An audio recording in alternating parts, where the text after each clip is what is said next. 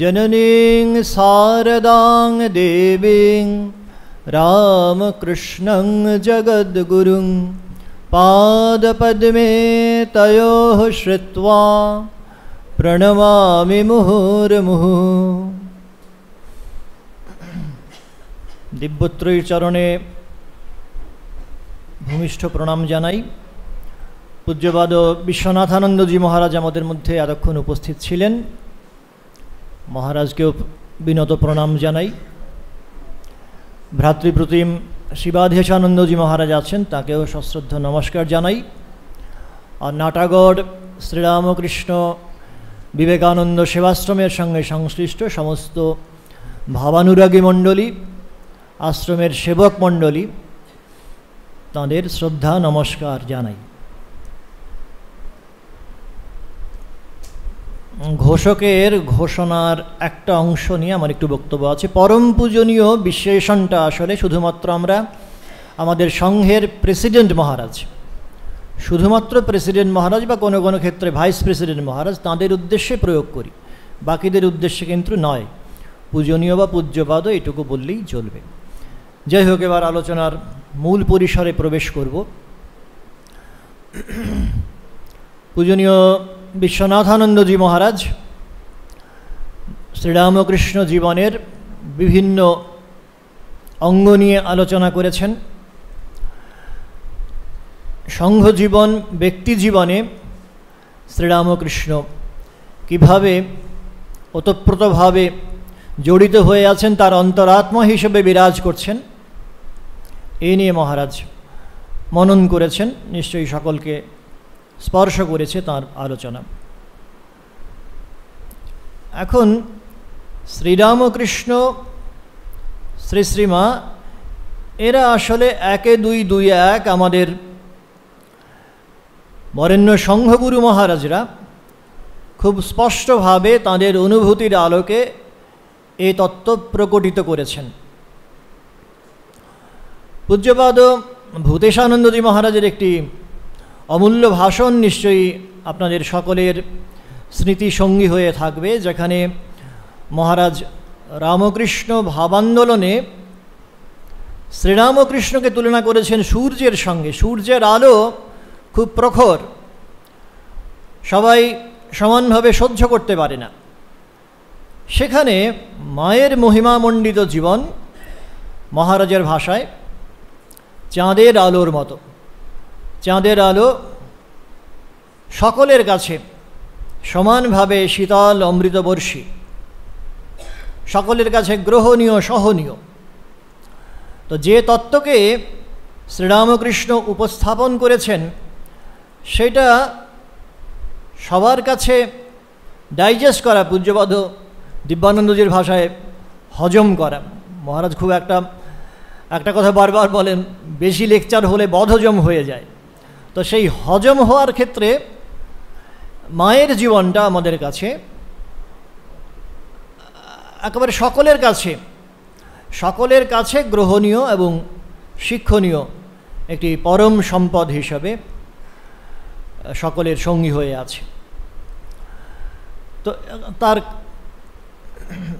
কারণগুলো মহারাজ বিভিন্ন অঙ্গ থেকে বিশ্লেষণ করেছেন। সংঘ জীবনে, সংঘ নির্মাণে শ্রী শ্রী মায়ের কি ভূমিকা, ওই ভাষণে ভূতেশানন্দজি বিস্তারিতভাবে আলোচনা করেছেন। সেই প্রসঙ্গে আমরা এখন প্রবেশ করব না, যেহেতু আলোচনার ভিন্ন শিরোনাম এখানে বেঁধে দেওয়া আছে। কিন্তু একটি কথা সত্য, শ্রীরামকৃষ্ণ এবং শ্রী শ্রী মা তত্ত্বত অভেদ। শ্রী শ্রী ঠাকুরের ভাষায় ব্রহ্ম শক্তি অভেদ। ব্রহ্ম তিনি নির্বিকার, তিনি নির্গুণ, তিনি আমাদের সমস্ত ক্রিয়াকর্ম চিন্তন মননের ঊর্ধ্বে। আর তিনি যখন সাকার সগুণ হয়ে আসেন, তিনি যখন ক্রিয়াশীল হন, আমাদের মতোই হাঁটেন, চলেন, চিন্তা করেন, মনন করেন, ইনি হচ্ছেন সগুণ শক্তি। তো সেই শক্তির বিচিত্র প্রকাশ যেন আমরা দেখতে পাই শ্রী শ্রী মায়ের দিব্য জীবনে। এবং এই শক্তির ইয়ত্তা করতে না পেরে সন্ধান করার জন্য ক্রিয়াশীল আমাদের যে বর্তমান আধুনিক বিজ্ঞানীর জগৎ, বিজ্ঞান সম্প্রদায়, তারা শেষমেশ বলছেন না থিওরি অফ এভরিথিং, এমন একটা শক্তির সন্ধান তারা করছেন যাতে বাদবাকি সমস্ত শক্তিগুলো মিলেমিশে একাকার হয়ে যাচ্ছে। ওই তড়িৎ শক্তি, চুম্বক শক্তি, আরও যত কিছু আছে, তাপ শক্তি, সমস্ত কিছু রাসায়নিক শক্তি, একটা মাত্র শক্তির নামান্তর মাত্র, রূপান্তর মাত্র, এই একটা স্থির সিদ্ধান্তে তারা পৌঁছানোর চেষ্টা করছেন। তো শ্রী শ্রী মায়ের জীবনের সঙ্গে এই তত্ত্বের সাযুজ্য যদি নিরূপণ করতে হয়, তাহলে শ্রী শ্রী চণ্ডীতে জগজ্জননী যে ভাষায় নিজের মহিমা ব্যক্ত করেছেন সেখানে আমাদের ফিরে যেতে হয়। শুম্ভ নিশুম্ভ বধের প্রাক্কালে, শুম্ভ বধের প্রাক্কালে বিশেষত, যখন অসুরাধিপতি দম্ভভারে মায়ের সামনে এসে বলছে যে তোমার এতে শক্তি কোথায়, এত দেবতা পরিবৃত হয়ে আছো, এত শক্তি পরিবৃত হয়ে আছো বলে তুমি এইভাবে অসুর নিধন করতে পারছো, তোমার এখানে কোথায় শক্তি, তোমার এখানে কোথায় মহিমা? তখন শ্রী শ্রী মা সেখানে বলছেন, একৈবাহং জগত্যত্র দ্বিতীয়াকা মমাপরা, এক আমি আছি, একা আমি আছি, দ্বিতীয় কোথায়? এই যে এত দেবী শক্তিকে দেখতে পাচ্ছ, ব্রহ্মাণী, তারপর নারায়ণী, আরও বিভিন্ন রূপে যারা এসেছেন যুদ্ধে সহায়তা করার জন্যে, এরা সকলেই আসলে আমারই অভিব্যক্তি মাত্র, আমারই ভিন্ন রূপ, ভিন্ন নাম, দ্বিতীয় আকা মমাপারা। তো সেইভাবে শ্রী শ্রী মায়ের ক্ষেত্রেও আমরা দেখতে পাচ্ছি এই সর্বদেব দেবী স্বরূপিণী তার যে বিচিত্র অভিজ্ঞান, সেটিও সম্মুখে শ্রী শ্রী মা কিন্তু সময়ে সময়ে ব্যক্ত করেছেন ভক্তদের কাছে, অনুরাগীদের কাছে। তার প্রেক্ষিতটি আপনাদের সকলের জানা রয়েছে।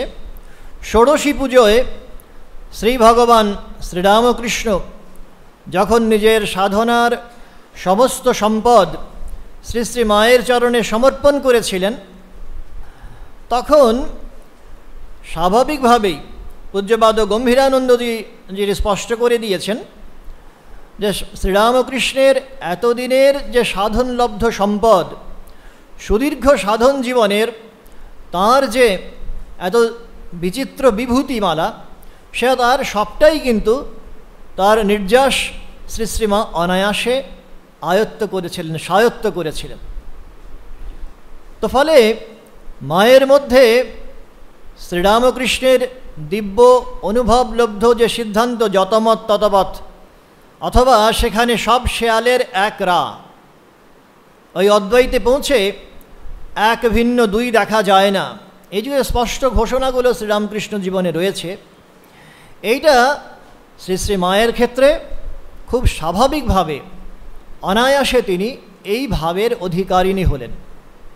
ফলে দেখাও যাচ্ছে তার উত্তর জীবনে শ্রী শ্রী মায়ের কন্ট্যাক্টে, তাঁর সান্নিধ্যে যারাই আসছেন প্রত্যেকের মধ্যে শ্রী শ্রীমা সেই এককে দর্শন করছেন, অদ্বৈতকে অনুভব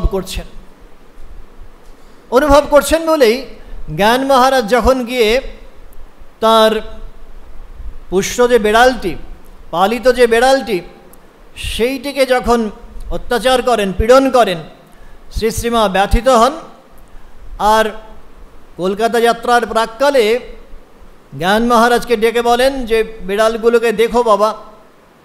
এইটুকু বলেও বুঝতে পারছেন যে না, এইটুকু বলাতেও জ্ঞান মহারাজের সম্বিত ফিরবে না, তার কনভিকশন আসবে না। তারপর আবার ব্যাপারটাকে আরও স্পষ্ট করে দিয়ে বলছেন, বাবা আমি তো ওদের ভেতরেও রয়েছি। তো এইটি হচ্ছে জগজ্জননীর স্পষ্টতম স্বীকৃতি, তিনি ভূতে ভূতে বিরাজ করছেন, সর্বত্র তিনি আছেন। আমরা বুঝি বা না বুঝি, আমাদের প্রত্যেকের অন্তরেই ওই মায়ের অধিষ্ঠান, একাক্ষরী শব্দমাত্র মা। ওদিকে ব্রহ্মের সঙ্গে যদি আমরা কানেক্ট করতে পারি ওঙ্কার, ওং, তাহলে ওই শক্তির সঙ্গে অবিচ্ছেদ্যভাবে যুক্ত হয়ে আছে মা বর্ণ, একটা মাত্র অক্ষর, তার মধ্যে এত ভাব ছড়িয়ে আছে, এত ব্যঞ্জনা ছড়িয়ে আছে, এবং তার সাকার বিগ্রহ হয়ে শ্রী শ্রীমা শারদা দেবী বিরাজ করছেন সগুণ প্রতিমা হিসেবে আমাদের সকলের সামনে, সমস্ত ভাবের দিব্য ভাবের আধার হিসেবে, সমন্বিত মূর্তি হিসেবে তিনি বিরাজ করছেন। দক্ষিণ দেশে গেছেন, যাওয়ার পরে সেখানে রামেশ্বর তীর্থে কী কাণ্ড হয়েছিল সেটিও আপনারা সকলে জানেন। যা কিছু বলছি সবই আপনারা জানেন, শুধুমাত্র স্মরণ মনন করা, এগুলো মিছরের রুটি সিধে করে হোক আড় করে হোক খেলে সে মিষ্টই লাগে। তো সেই রামেশ্বর তীর্থে গিয়ে শ্রী শ্রীমা দর্শন করছেন। দর্শন করে ফিরে আসার পরে জিজ্ঞেস করা হচ্ছে, আপনি মা কেমন দেখলেন? বললেন, না, যেমনটি রেখে এসেছিলুম তেমনটিই দেখলাম, তেমনটিই আছেন।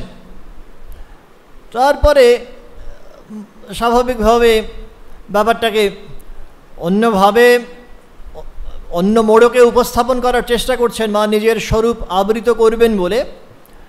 কিন্তু সঙ্গে যারা আছেন, গোলাপ মা, এরা কিন্তু ছেড়ে দেওয়ার পাত্র নন, এবং সঙ্গে সঙ্গে মায়ের সম্মুখের যে এই স্বীকৃতি, যেমনটি রেখে এসেছিলাম তেমনটিই আছেন, এইটাকে তারা একটা মায়ের সেই শ্রীরাম পর্বের, সেই ত্রেতাযুগে অভিনীত যে লীলা নাটক, সেই লীলা নাট্যকে সকলের সামনে, ভক্তদের সামনে তারা আবার উপস্থাপন করছেন, তারা যাতে তাদের স্মৃতির অক্ষয় সম্পদ হিসেবে গ্রহণ করতে পারেন। মায়ের সামনে প্রশ্ন এসেছিল যে কেদার মহারাজ বলছেন, কেশবানন্দজি, যে আপনার তো ঠাকুর এসছেন, মা এসছেন, এরপর থেকে আর শীতলা মনসা এদের পুজো কে করবে? এটা তো হাজার হোক গ্রাম্য দেবদেবী অংশস্বরূপ বা স্বরূপিণী। শ্রীশ্রীমা সঙ্গে সঙ্গে উত্তর দিচ্ছেন, তা কেন, আমরা তো ওদের মধ্যেও আছি। তো সকলের, সমস্ত দেবদেবীর মধ্যে শ্রীশ্রীমা নিজে বিরাজ করছেন। এই ধরনের স্বীকৃতি শ্রীশ্রীমায়ের জীবনে অজস্র ঘটনার ঘটা আমরা থরে বিথরে খুঁজে পেতে পারি। কিন্তু আমাদের ক্ষেত্রে যেটি বিশেষভাবে আকর্ষণ করে, এই দিব্য ভাবমণ্ডিতা শ্রীশ্রীমায়ের জীবন সকলের কাছে, আমার আপনার সকলের কাছে সমানভাবে গ্রহণযোগ্য এবং সকলের কাছে সমানভাবে বরণীয়। কারণ অবলীলাক্রমে মা আমার আপনার সকলের মধ্যে, সকলের অন্তঃস্থলে প্রবেশ করতে পারছেন স্বাভাবিক আবেদন নিয়ে, এবং সেই আবেদনটি হচ্ছে মাতৃত্বের, সেই আবেদনটি হচ্ছে পবিত্রতার, আবেদনটি হচ্ছে সারল্যের।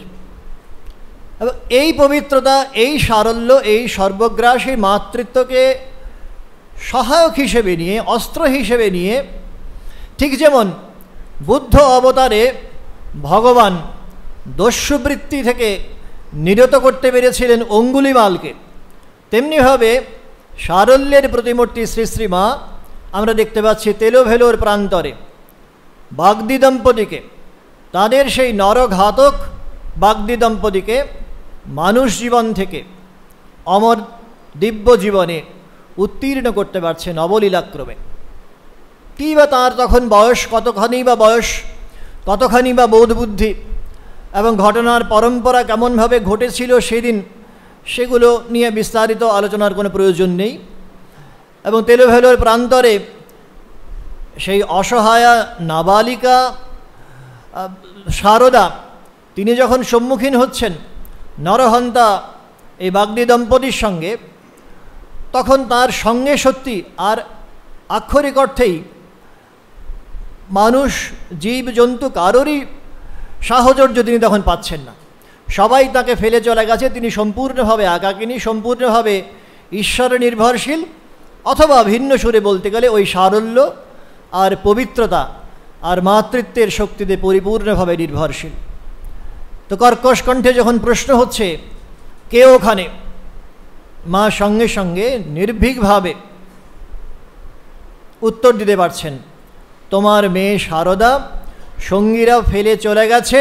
তারপরে সঙ্গে সঙ্গে দেখতে পাচ্ছেন অদূরে দাঁড়িয়ে আছেন তার সহধর্মিণী, ডাকাত বাগদির সহধর্মিণী দাঁড়িয়ে আছেন, তার গা জড়িয়ে ধরে বলছেন, মা আমি তোমার মেয়ে শারদা, সঙ্গীরা ফেলে চলে গেছে, তুমি আর বাবা না থাকলে এই সময়ে আমাকে কে রক্ষা করতে জানি না। তো এইগুলো এতখানি সহজ এবং স্বাভাবিকভাবে যেথা বাক্য হৃদয়ের উৎসস্রোত হতে উচ্ছ্বসিয়া উঠে, একেবারে হৃদয়ের গহনতম দেশ থেকে যখন কথাগুলো উচ্চারিত হয়, তখন তার শক্তি, তার আবেদন, আকর্ষণী শক্তি, এটা হাজার গুণে বেড়ে যায়। এতে দ্বিমতের কোনো অবকাশই নেই। তো এত সহজ কথা, সরল কথা যখন এই একেবারে হৃদয়ের গভীরতম দেশ থেকে উৎসারিত হলো, তখন স্বাভাবিকভাবে সমস্ত আসরিক প্রবৃত্তি, সমস্ত দানবীয় শক্তিকে প্রতিহত করতে পারছেন শ্রী শ্রীমা খুব সহজভাবে, স্বাভাবিকভাবে। তা মুহূর্তের মধ্যে এই ঘটনাগুলো ঘটে যাচ্ছে এবং মানুষের প্রত্যেকের মধ্যেই যে দেবতা আছেন, প্রত্যেকের মধ্যেই যে মা আছেন, এইটা আরেকটা প্রত্যয়ী ঘোষণা কিন্তু এই ঘটনা থেকে আমরা সকলে নির্ণয় করতে পারি। মা নিশ্চিতভাবেই বাগদি দম্পতির অন্তরে অবস্থান করছিলেন এবং অবস্থান করছিলেন বলেই যখনই সেই দেবত্বের অমোঘ আকর্ষণ, অমোঘ বার্তা যখন এসে পৌঁছল, তখন বাগদি দম্পতি পরবর্তীকালে স্বীকার করেছিলেন যে মায়ের মধ্যে তারা মা কালীকে দর্শন করতে পেরেছিলেন। তো ওই যে সর্বদেবদেবী স্বরূপিণী মা কখনো কালী হচ্ছেন, কখনো জগদ্ধাত্রী হচ্ছেন। ওই যখন জয়রামবাটিতে আছেন, তার অনুরাগিনীরা তার জয়রামবাটিতে মাকে দর্শন করছেন জগদ্ধাত্রী মূর্তিতে, হরিপ্রেমানন্দজি। ওইভাবে একদিন মায়ের পদসেবা করতে করতে দেখতে পাচ্ছেন সালঙ্কারা ভূষণে আবৃতা চতুর্ভুজা মূর্তিতে মা যেন স্বয়ং উত্তীর্ণা হয়েছেন, আর সঙ্গে সঙ্গে তিনি সংজ্ঞা হারাচ্ছেন, দর্শন করছেন হরিপ্রেমানন্দজি মায়ের মধ্যে জগদ্ধাত্রী মূর্তি। তা এইটা খুব আমাদের কাছে বিচিত্র ঠেকতে পারে, কিন্তু রামকৃষ্ণ পরিবারে যারা আমরা প্রবেশ করার সুযোগ পেয়েছি, তারা এই দিকটি সম্পর্কে নিশ্চিতভাবে অবগত থাকব, সচেতন থাকব। শ্রী শ্রী মায়ের মধ্যে সমস্ত দৈবী মূর্তির, দেবদেবীর একত্র সন্নিবেশ, সমাবেশ ঘটেছে এবং এই দিব্য লীলা অভিনয় আমাদের প্রায় সমকালী 100 বছরের মধ্যে, 100 বছরের মধ্যে ঘটে গেছে। এই শহর কলকাতায় কখনো, কখনো বা জয়রামবাটিতে। এবং এই পবিত্রতা, এই সারল্য, এটা কিভাবে দেশকাল নিমিত্তের সমস্ত বেড়াজাল ছিন্ন করে সবাইকে গিয়ে সমানভাবে স্পর্শ করতে পারে, এটাও ভাবলে আমরা আপ্লুত হই। ব্যাঙ্গালোরে যখন গেছেন শ্রী শ্রীমা, তখন একবার ইচ্ছে প্রকাশ করছেন, দোভাষী সঙ্গে আছেন, একবার ইচ্ছে প্রকাশ করছেন যে তাদের উদ্দেশ্যে 2-4 কথা বলেন। তো দোভাষী যখন সেই কথাটা আবার কমিউনিকেট করছেন সকলের কাছে, ভক্তদের কাছে, অনুরাগীদের কাছে, তখন তারা বলছেন না না এই বেশ। আসলে কথাটা হচ্ছে, বাক্য তো হচ্ছে ভাবের প্রকাশ, ভাবটা হচ্ছে অনেক অনেক বেশি শক্তিশালী, আর সেই ভাবকে বাইরে এনে প্রকাশ করে মাত্র বাক্য, ভাষা। সুতরাং ভাষা কখনো মানুষের সঙ্গে মানুষের ভাবের সংযোগে অন্তরায় হতে পারে না, সেটা সেতুবন্ধের কাজ করতে পারে মাত্র। সুতরাং যখনই শ্রী শ্রী মা এসে অবস্থান করছেন ভক্তদের মধ্যে, আর তার সৎচিন্তা, তার দৈবী চিন্তার প্রবাহ যখন অবিরাম প্রবাহিত হচ্ছে, তখন সকলে সেই ভাব গঙ্গায় স্নাত হচ্ছেন, সেই ভাবের প্রসাদ ধারণ করতে পারছেন। সেখানে ভাষা বিন্দুমাত্র অন্তরাল প্রাচীর নির্মাণ করছে না। একই কাণ্ড ঘটেছে। পশ্চিমী অনুরাগিনীরা যখন এসছেন মায়ের কাছে, ভগিনী নিবেদিতা থেকে শুরু করে জোসেফিন ম্যাকলাউড, সিস্টার ক্রিস্টিন, এরা আসতে পারেন মায়ের কাছে এবং তিনি এদের গ্রহণ করবেন আত্মীয়বোধে, পরমাত্মীয় বোধে। এটা সমকালের চিত্রপটে, সমাজ জীবনের নিরিখে যখন আমরা চিন্তা করি, আমরা এ কোনো ব্যাখ্যা খুঁজে পাই না। যিনি সেই অর্থে প্রথাগত শিক্ষায় শিক্ষিতা নন, যার জীবনের সিংহভাগ সময়, একটা বড় সময় কেটেছে গড়নের সময়, বিশেষ করে বড় হবার সময় একটা বড় সময় কেটেছে জয়রামবাটিতে, যেখানে শিক্ষার আলো সেই অর্থে, অন্তত আধুনিক শিক্ষার আলো সেই অর্থে প্রবেশ করেনি। তিনি কিভাবে দূর দেশাগত পাশ্চাত্য থেকে আসা এই স্বামীজির সন্তানদের গ্রহণ করতে পারেন, তাদের কোলে টেনে নিতে পারেন, এটার কোনো যুক্তিসঙ্গত ব্যাখ্যা আমরা খুঁজে পাই না। অথচ এ ঘটনাগুলো ঘটছে এবং শ্রী শ্রী মায়ের কাছে এসে তারা প্রত্যেককেই যে মাতৃত্বের সেই সুধারসে আস্বাদন করার সুযোগ পাচ্ছেন, এটাও তারা নির্দ্বিধায় স্পষ্টভাবে ব্যক্ত করেছেন। একদিন বেলুড় মঠে ওই পুরনো মন্দির থেকে জোসেফিন ম্যাকলাউড ফিরে যাচ্ছেন অতিথি ভবনে। অতিথি ভবন মানে এখন যেখানে গিরিশ মেমোরিয়াল, আমাদের ভাইস প্রেসিডেন্ট মহারাজা যেখানে থাকেন, সেইখানে ফিরে যাবেন জোসেফিন ম্যাকলাউড। যেতে যেতে রাস্তায় তার সঙ্গে তাকে পথ দেখানোর জন্যে সহযাত্রী হয়েছেন এক ব্রহ্মচারী। ধীরানন্দজি ব্রহ্মচারীকে বলেছেন, যা পথ আলো আলো দেখিয়ে নিয়ে যাও।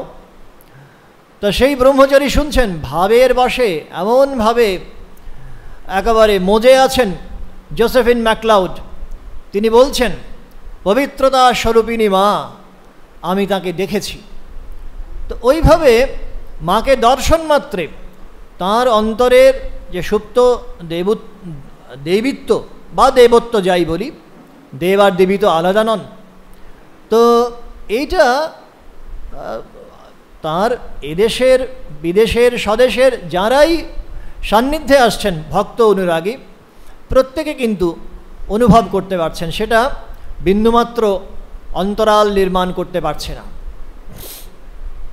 সেই কারণে আমরা যারা এই পরিকরে এসে পড়েছি, মায়ের জীবনের এই মহিমামণ্ডিত এই জীবন, মানে সকলকে আত্মীকরণ করার, সকলকে আলিঙ্গন করার এই দিকটি, মাতৃত্বের এই দিকটি আমরা যেমন স্মরণ করব, তার সঙ্গে সঙ্গে তার বিল্ডিং ব্লক, এই অদ্ভুত মাতৃজীবন নির্মিত হলো কিভাবে, এই প্রশ্নেরও উত্তর খোঁজার নিশ্চয় সন্ধান করব। একটি উত্তর আমরা আগে আগে দেবার চেষ্টা করলাম। শ্রী শ্রী ঠাকুর যেহেতু স্বয়ং সর্বদেবদেবী স্বরূপ ছিলেন এবং তার সাধনার সমস্ত ফল অদ্বৈত সাধনারও পরে, যেহেতু সাধনার ফল শ্রী মায়ের চরণে ষোড়শী পূজায় সমর্পণ করেছিলেন, সেই কারণে তাঁর মাতৃত্ব বিশ্বমাতৃত্বে উন্নীত হয়েছিল। এইটি একটি উত্তর। আরেকটি উত্তর হচ্ছে যে শ্রীমা নিজের জীবনে এই ভাবটিকে অত্যন্ত সচেতনভাবে অনুশীলন করেছেন। পরবর্তীকালে যখন বলছেন, জানো তো বাবা, ঠাকুরের জগতের সকলের উপর মাতৃভাব ছিল, সেই ভাব বিকাশের জন্য এবার তিনি আমাকে রেখে গেছেন। তো সেই মাতৃভাব দাবি করে আসলে সহন এবং বহনের প্রতিজ্ঞা। তো সেই কারণে এই সহনশীলতা এবং বহনের প্রতিজ্ঞা, এইটি মায়ের জীবনে আমরা দেখতে পাচ্ছি অদ্ভুতভাবে প্রকটিত হয়েছে, বাংময় হয়েছে। নহবতের জীবন, এই এত অল্পে জীবন ধারণ করা যায়, এইটা আমাদের প্রত্যেকের কাছে অপার বিস্ময়ের কারণ। স্বামীজি প্রাচ্য আর পাশ্চাত্যের যে মূলগত সংস্কৃতি, তার ফান্ডামেন্টাল প্রিন্সিপাল, তার যে একটা প্রভেদ আছে, এটা স্পষ্ট করে দিয়ে বলেছিলেন যে পাশ্চাত্য সমাধান করেছে কত বেশি গ্রহণ করে, সঞ্চয় করে জীবন ধারণ করা যায়, কত বাহুল্যের মধ্যে জীবন ধারণ করা যায়। আর প্রাচ্য দেখাচ্ছে, ভারত দেখাচ্ছে কত অল্পে জীবন ধারণ করা যায়। ওই যে মা যিনি হবেন তাকে ওই অল্পে জীবন ধারণ করতে হবে। তো বিশ্ব মাতৃত্বের প্রকটিত মূর্তি শ্রী শ্রী মা, সেই কারণে নহবতখানায় ওই যে তপস্যাপুত জীবনটি কাটাচ্ছেন, কত অল্পে জীবন ধারণ করা যায়, কত স্বল্প সঞ্চয়ে জীবন ধারণ করা যায়, এবং কত সহজে সমস্ত অবস্টেকল, সমস্ত প্রতিবন্ধকতাকে জয় করা যায়। সেই অর্থে তার তখন সুখ সম্ভোগের কিছুমাত্র আয়োজন নেই। রাত্রিরে যে ঘরে, যে নহবতের যে ঘরটিতে তিনি কাল যাপন করছেন বছরের পর বছর ধরে, সেখানে পাশ ফিরে ঘোরার পর্যন্ত স্পেস নেই, জায়গা নেই। তো সেখানে দিনের ওপর থেকে আবার মাছ ঝুলছে, তাদের শব্দ হতে ছলাৎ ছলাৎ করে। তো এইভাবে দিনের পর দিন কাছে শৌচে যাবেন, কোন সময়ে যাবেন তার পর্যন্ত ব্যবস্থা নেই। কিন্তু ওই বিশ্ব মাতৃত্বের জীবন্ত বিগ্রহ যিনি, তিনি সমস্ত কিছু, সমস্ত ক্লেশ অনায়াসে সহ্য করবেন। কারণ আদর্শ হিসেবে যা করতে হবে তার অনেক বাড়া করেছি, শ্রীশ্রীমা পরে বলেছিলেন। তো এই আদর্শ মাতৃত্বের আদর্শ স্থাপন করবেন বলে যাঁদের কন্ট্যাক্টে আসছেন প্রত্যেকের সামনে এই অদ্ভুত জীবনের, দিব্য জীবনের মহিমা প্রকট করছেন। আর কলকাতা থেকে আসছেন যে ভক্তরা, অনুরাগীরা, তারা দেখে অবাক হয়ে গিয়ে বলছেন, কি ঘরেই আমাদের সতীলক্ষ্মী আছেন গো, যেন বনবাস গো। ওই যে স্বদেশ মন্ত্রে স্বামীজি বলছেন, ভুলিও না তোমার নারী জাতির আদর্শ সীতা, সাবিত্রী, দময়ন্তী। তো এই সীতা, সাবিত্রী, দময়ন্তীর জীবন তো আসলে পরিপূর্ণ মহিমায় শ্রী শ্রী মায়ের জীবনে দেখার, মিলিয়ে নেবার সুযোগ পেয়েছেন স্বামীজি। সীতা, সাবিত্রী, দময়ন্তীর জীবনে ওই একটাই ছিল তার মূল সুর, পাতিব্রত্য যেমন, আর সঙ্গে সঙ্গে সহনশীলতা, কোনো কিছুতেই ভেঙে না পড়া। তো বাইরের দিক থেকে এত প্রতিবন্ধকতা আসে, শ্রীরামকৃষ্ণের তার ভাব বিকৃতি ঘটেছে কিনা, মস্তিষ্ক বিকৃতি ঘটেছে কিনা, এই নিয়ে প্রশ্ন আসছে। মা এত কিছুকে নির্বিকার চিত্তে গ্রহণ করতে পারছেন, কোনো কিছুতেই তার মধ্যে কোনো বিকার আসছে না। এবং তারপরে যখন এখানে আসছেন, নহবতের জীবনে যখন প্রবেশ করছেন, যে যারা আসছেন তার কাছে প্রত্যেককে সেই মাতৃত্বের স্নেহসুধায় স্নাত করে দিচ্ছেন।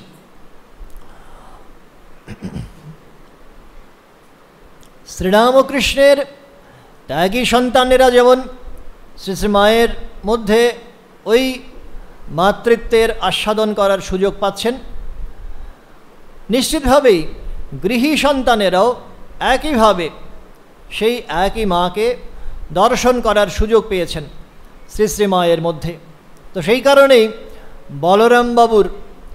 বলরামবাবুর পরিবার স্ত্রী যখন অসুস্থ হয়ে পড়ছেন, অথবা শ্রী শ্রী ঠাকুর যখন অন্তলীলায়, তিনি যখন তার শরীর, তার দেহ পরিত্যাগের সময় হয়ে গেছে, তো সেই সময় অন্তলীলায় যখন তিনি তার তার সেবক মণ্ডলীকে যূথবদ্ধ করছেন, প্রত্যেকের মধ্যে কেন্দ্রে বিরাজ করছেন, সেই বিরাট রামকৃষ্ণ পরিবারের কেন্দ্রে বিরাজ করছেন শ্রী শ্রীমা। এবং সেখানে তিনি তার লোকলজ্জা, তার সংশয়, তার বিধিবদ্ধ প্রণালীবদ্ধ যে জীবন, সেইগুলোকে সমস্ত সংস্কারের বেড়াজাল ছিন্ন করে এসে শ্রী শ্রীমা অবলীলাক্রমে ভক্তদের মধ্যে বিরাজ করতে পারছেন, তাদের মধ্যে মধ্যমণি হয়ে বিরাজ করতে পারছেন। তো এই শ্রী শ্রী মায়ের অমোঘ আশীর্বাদ, তাঁর এই জীবন নিশ্চিতভাবেই আমাদের সঙ্গী হয়ে আছে। এবং আরেকটি কথা নিশ্চিতভাবেই এই মাতৃত্বের সঙ্গে সম্পৃক্ত হয়ে আছে, অদ্ভুত অনাসক্তি, কোনো কিছুতেই অ্যাটাচ না হয়ে যাওয়া। আপনাদের মনে থাকবে একটি স্মৃতিচিত্র জয়রামবাটির, কালীমামা বরদমামার মধ্যে দ্বৈরথ ঝগড়াঝাটি হচ্ছে জায়গা জমি নিয়ে। এবং এটা তো প্রায় নিত্যসঙ্গী হয়েই থাকো মায়ের মধ্যে। এই ভাইদের মধ্যে যে ঝগড়া বিবাদ এগুলো মেটানোর জন্যে তাকে নিরন্তর অভিভাবিকার ভূমিকায় অবতীর্ণ হতেই হতো। সেই আমরা যে ঘটনার আলোচনা করতে যাচ্ছি সেখানেও একইভাবে দুই ভাইয়ের মধ্যে প্রথমে কথা কাটাকাটি, তারপরে বচসা, তারপরে মারামারি, হাতাহাতির উপক্রম। তো সাধুরা এসে পড়েছেন, শ্রী শ্রীমা মধ্যস্থতার কাজ করে দিয়েছেন, বচসা থেমে গেছে। দুই ভাই আবার একে অন্যের উদ্দেশ্যে বক্রোক্তি করে নিজেদের ঘরে ফিরে গেছেন। তো শ্রী শ্রীমা এতক্ষণ যিনি এখানে এমনভাবে ইনভলভড হয়েছিলেন, গোটা ঘটনায় যিনি এমনভাবে জড়িত হয়েছিলেন, তিনি পরের মুহূর্তে বলছেন, মহামায়ার কি বিচিত্র লীলাগো, এই পৃথিবী পড়ে আছে, থাকবেও। পৃথিবী যেমনটি পড়ে আছে তেমনটি থাকবেও বটে, জীব এটুকু আর বোঝে না। বলেই নিজের বারান্দায় বসে তিনি হাসতে হাসতে অপর যারা কাছে আছেন সবার সঙ্গে তিনি আনন্দের ভাগ প্রসাদ গ্রহণ করে নিচ্ছেন। তো এইটা সংসারে একদিকে তিনি যেমন প্রত্যক্ষত অংশগ্রহণ করছেন, তার পরিবারের একজন হয়ে তিনি লীলায় অভিনয় করছেন, পরের মুহূর্তেই নিজের মনটাকে তুলে নেওয়া। ওই মাতৃত্ব কিন্তু এটাও দাবি করে যে যদি আমি বিশেষ কোনো ব্যক্তি, বিশেষ কোনো বস্তু এটাতে অ্যাটাচড হয়ে যাই, তাহলে নিশ্চিতভাবে ইউনিভার্সাল মাদার, সার্বজনীন মা, সকলের মা, শরতের মা, আমজাদের মা তিনি আর হতে পারবেন না। কেননা আমরা সাধারণভাবে দেখতে পাই সংসার জীবনে যখনই মাতৃত্বের মধ্যে আমরা বিশ্বাস করি, দেবীত্বের ভাব একেবারে ক্লোজেস্ট প্রক্সিমিটি, একেবারে খুব কাছাকাছি গিয়ে পৌঁছয়। কিন্তু একজন মা তার নিজের সন্তানকে যতখানি ভালোবাসেন, অন্যের সন্তানকে ততখানি ভালোবাসেন না। বিপরীতক্রমে যদি তারা কম্পিটিটর হয়, যদি প্রতিযোগীর ভূমিকায় অবতীর্ণ হয় দুজন সন্তান, তাহলে মা কিন্তু নিজের সন্তানের পক্ষই অবলম্বন করেন। এখানে দেখা যাচ্ছে মা কাছে যাকে পাচ্ছেন সকলের মধ্যে সেই ঠাকুরকে, সেই দৈবী সত্তাকে আবিষ্কার করছেন, কুর্নিশ জানাচ্ছেন। এটা সম্ভব হচ্ছে যেহেতু ওই স্বামীজির কর্মযোগে স্বামীজি ডিমান্ড করেছেন যে ইনভলভমেন্টের সঙ্গে সঙ্গে ডিটাচমেন্ট, কাজ করব তার সঙ্গে সঙ্গে পরের মুহূর্তেই নিরাসক্ত হয়ে মনটাকে তুলে নিতে পারবো। তো এই তুলে নেবার কৌশলও অদ্ভুতভাবে আয়ত্ত করেছিলেন শ্রীশ্রীমা, প্র্যাকটিস করেছিলেন শ্রীশ্রীমা। তো এই মাতৃত্বের, দিব্য মাতৃত্বের, বিশ্বজনীন মাতৃত্বের এই দিকগুলি আমরা নিশ্চয়ই আজকে স্মরণে রাখব। এক হচ্ছে শ্রী মায়ের পবিত্রতা, তার সারল্য, তার সকলের সঙ্গে সহজ এবং স্বাভাবিক মাতৃত্বের বন্ধন, তার সঙ্গে এই সহনশীলতা, যে কোনো পরিস্থিতি একেবারে অকৃত্রিম ভালোবাসায় কাছে যারা আসেন সকলকে জড়িয়ে নিয়ে সেই পরিবেশকে আয়ত্ত করে নেওয়া, সেই পরিবেশকে গ্রহণ করে নেওয়া, আর তার সঙ্গে একটু অস্টারিটি, তপস্যার ভাব, এবং নিশ্চিতভাবেই এই ঔদাসীন্য, এই অনাসক্তি, এই সবটা মিলিয়ে আসলে শ্রীশ্রীমা। সুতরাং আমাদের এই দিব্য জীবন, মহিমামণ্ডিত জীবন যখন আমরা চিন্তন করব, যখন আমরা আমাদের জীবনে অনুশীলনের মধ্যে নিয়ে আসার চেষ্টা করব, তখন এই শ্রীশ্রীমায়ের জীবনের এই আনুষঙ্গিক দিকগুলো, এগুলোও নিশ্চিতভাবে আমরা মনন করব, চিন্তন করব, এবং আমাদের দৈনন্দিন জীবনে, ব্যবহারিক জীবনে এগুলোকে কিছু কিছু বাংময় করে তোলার, ভাষা দেবার নিশ্চয়ই প্রয়াসী হব। আবারও সমস্ত ভক্তবৃন্দকে, নাটাগড় আশ্রমের সমস্ত সেবক মণ্ডলীকে সশ্রদ্ধ নমস্কার জানাই, আর শিবাধেশানন্দজি মহারাজকে তাকেও নমস্কার জানাই, শ্রদ্ধা জানাই। আমাদের সকলের অন্তরে জায়মান যে মাতৃত্ব শক্তি, সেটি পূর্ণ মাত্রায় বিকশিত হোক শ্রী শ্রী মায়ের চরণে এই বিনত প্রার্থনা জানাই। ओम शांति शांति शांति। हरि ओम तत्सत्। श्री रामकृष्णार्पणमस्तु। हेलो मा पल्ली ग्रामेर रमणीदेर